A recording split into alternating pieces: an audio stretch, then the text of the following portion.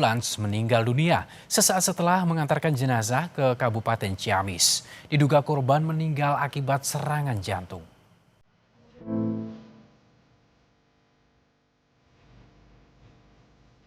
Dari video warga, terekam saat mobil ambulans tiba di rumah duka di Kecamatan Panjalu, Kabupaten Ciamis, Jawa Barat. Awalnya, sang supir ambulans dengan hati-hati memarkirkan mobilnya ke arah rumah duka untuk memudahkan penurunan jenazah. Setelah memastikan posisi mobilnya tepat mengarah rumah duka, sejumlah warga mulai membuka pintu belakang untuk mengangkut jenazah.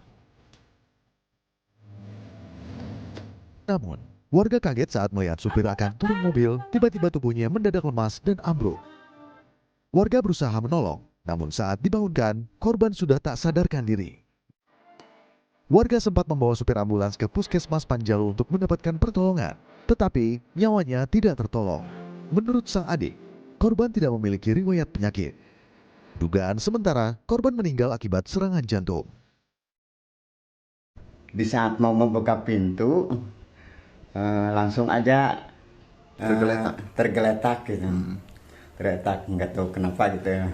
Disangka pingsan kali ya? Disangka pingsan, iya.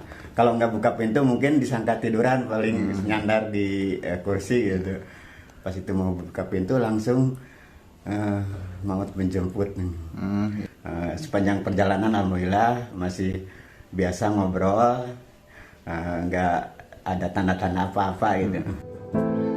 Kini jenazah sang supir ambulans telah dimakamkan di kampung halamannya di Ciamis.